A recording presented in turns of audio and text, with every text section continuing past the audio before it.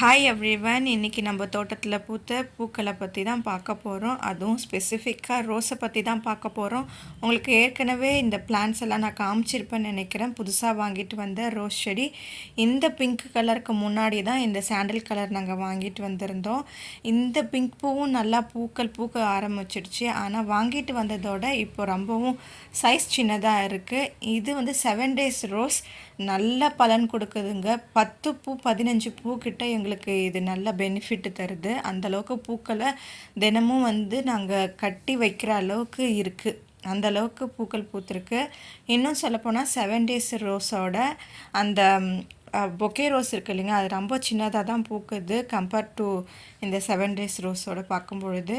அதனால் இதுக்கு பைசா கொடுத்து வாங்கிட்டு வந்தது ரொம்பவும் ஒர்த்துன்னு சொல்லலாம். யாராக இருந்தாலும் தைரியமாக இந்த 7 days ரோஸை பிளான்டிங் பண்ணுங்கள் உங்கள் கார்டனில். அது ரொம்பவும் நல்ல பெனிஃபிட் உங்களுக்கு தரும். நமக்கு அல்ல நமக்கு வர்ற மாதிரி பறிக்க பூக்கள் தந்துக்கிட்டே இருக்கும். இந்த ரோஸ் செடி மட்டும் பார்த்திங்கன்னா உங்களுக்கே தெரியும். ஃபஸ்ட்டு டே நாங்கள் ஒரு 5 பூ எங்களுக்கு கிடச்சிது. அதுக்கப்புறம் வந்துட்டு அடுத்தடுத்த நாளும் எங்களுக்கு பூக்கள் கிடச்சிது. பார்த்திங்களா, ஒரு பிளேட் நிறைய பூக்கள் பறித்தோம். கூடவே பாரிஜாதமும் குண்டுமல்லி செடியும் அது கூட பொக்கே ரோஸும் பறிச்சுக்கிட்டோம். ரொம்ப சூப்பராக எங்கள் வீட்டில் விளைச்சல் அதிகமாக தருது இந்த ரோஸ் பிளான்ட் 7 days தான்.